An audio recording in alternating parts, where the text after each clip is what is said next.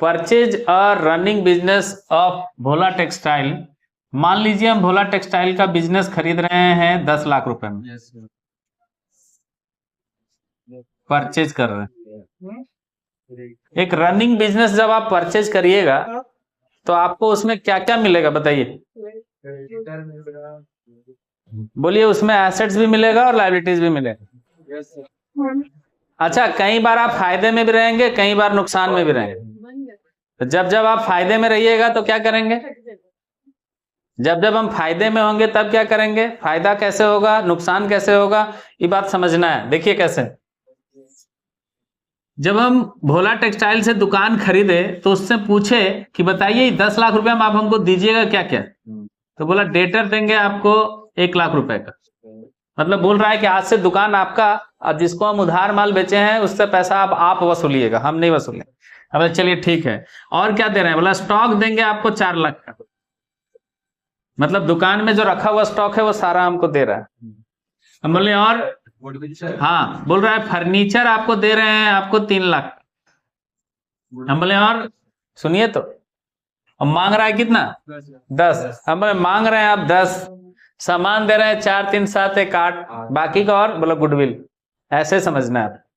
एक कंडीशन ये अप्लाई कर सकते हैं आप कि इसका जर्नल एंट्री कैसे पास करिएगा वो समझ लीजिए आप। यहां जर्नल एंट्री लिखिएगा डेटर अकाउंट डेबिट, हाँ, डेटर्स अकाउंट डीआर, फिर लिखिएगा स्टॉक अकाउंट डेबिट, और फिर लिखिएगा फर्नीचर अकाउंट डेबिट। ऐसे 1 लाख, फिर लिखिएगा 4 लाख, और फिर लिखिएगा 3 लाख। देखिए 1 जीरो छोड़ दिए हैं। यहां क्या लिखेंगे? टू ना भोला टेक्सटाइल।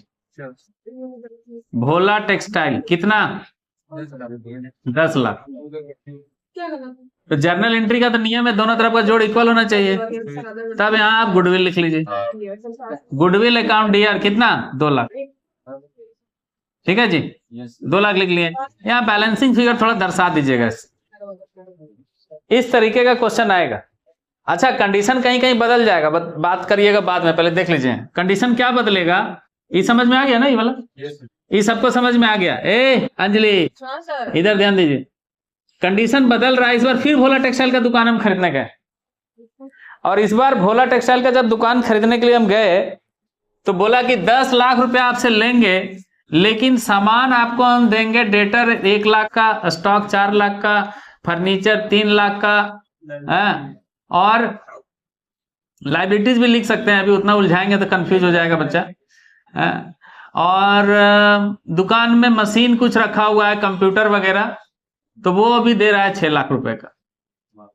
ये देखिए 6 3 9 4 13 1 14, आराम से पैसा कितना मांगा गया है? 10। अब बताइए क्या होगा? भोला टेक्सटाइल हमसे मांगे हैं 10 और सामान हमको मिल रहा है 1 4 3, इतना तो एंट्री कर लिए, एक ठो बाकी है, यहां कर लेते हैं। मशीन अकाउंट डेबिट कितना का मिल रहा है? 6 लाख। और जर्नल एंट्री का जोड़ दोनों तरफ का सेम होना चाहिए। तब आप क्या लिखेंगे? इधर कैपिटल रिजर्व, और यहाँ 4 लाख। अब आप कहेंगे कि सर यहाँ बहुत बार ऐसा होता है कि जर्नल एंट्री समझो, इसको थोड़ा देर के लिए शेयर से दूर कर दीजिए, ये एक तरह का जर्नल एंट्री है। बहुत बार ऐसा होता है कि आप कह सकते हैं, चाहे बहुत सारा बच्चा ऐसा करता है, प्रॉफिट लिख देता है, प्रॉफिट एंड लॉस। नहीं लिखना है ऐसे। ऐसे भी हम लोग जानते हैं कि reserve is the part of profit. अब यहां समझिए कैपिटल रिजर्व क्यों लिखा गया। अगर सिर्फ प्रॉफिट लिखिएगा तो सरकार को देना पड़ेगा टैक्स। अच्छा, ये पैसा कमाए हैं आप? अभी तो दुकान भी शुरू नहीं किया, अभी तो खरीद ही रहे हैं, और उसी चक्कर में क्या हो गया? फायदा हो गया। तो इसको कहां ट्रांसफर किए? कैपिटल रिजर्व में। कैपिटल रिजर्व डायरेक्टली ट्रांसफर हो जाता है बैलेंस शीट में, पीएल अकाउंट में नहीं जाता है कभी भी। अगर पीएल अकाउंट में ले जाइएगा तो इस पर सरकार को देना होगा टैक्स। तो ये तो अचानक से अनफॉर्चुनेटली या फॉर्चुनेटली कहिए कि आपको मिल गया है ना, कि फायदा हो गया आपको। अब अचानक से जो फायदा होता है इसका हम यूज कहां करते हैं? जब हम शेयर को फॉरफिट कर लेते हैं, फॉरफिट समझते हैं ना, शेयर को जब फॉरफिट करते हैं तो वो जो फायदा होता है वो कहां ट्रांसफर करते हैं? कैपिटल रिजर्व में। अच्छा, दोबारा जब हम री इश्यू करते हैं कम कीमत पे तो कहां से माइनस करते हैं? उसी फॉरफिट अमाउंट से। तो कैपिटल रिजर्व अमाउंट का यूज बेसिकली वैसे जगह में होता है जहां आपको मतलब अनसर्टेन कुछ इनकम मिल गया हो, नहीं इनकम मिल गया हो, तब कैपिटल रिजर्व आपके पास आता है। और कुछ अनसर्टेन लॉस जो होता है वहीं उसका हम यूज भी करते हैं। जैसे आप प्रीमियम पर बेच लिए तो वो भी पैसा कहीं ना कहीं वहीं आ जाता है, समझ गए। तो आपको ये बात समझना है कि कैपिटल रिजर्व का हम प्रयोग कैसे करेंगे। एक चीज तो ये क्लियर हो गया। अब दूसरा, भोला टेक्सटाइल से आप सामान कितना में खरीदे हैं? 10 लाख में खरीदे हैं। तो भोला टेक्सटाइल को क्या देंगे कल? अगर हम भोला टेक्सटाइल को पैसा देंगे तो क्या लिखेंगे? भोला टेक्सटाइल, ऐसे लिखेंगे, Bhola textile account debit to bank. Cash देंगे तो कैश लिखेंगे, चेक देंगे तो बैंक लिखेंगे, शेयर देंगे तो क्या लिखेंगे? टू इक्विटी शेयर, डिवेंचर देंगे तो लिखेंगे टू डिवेंचर। समझ में आ रहा है? जो चीज देंगे वो आप लिख दीजिए। यही हो गया अदर देन कैश।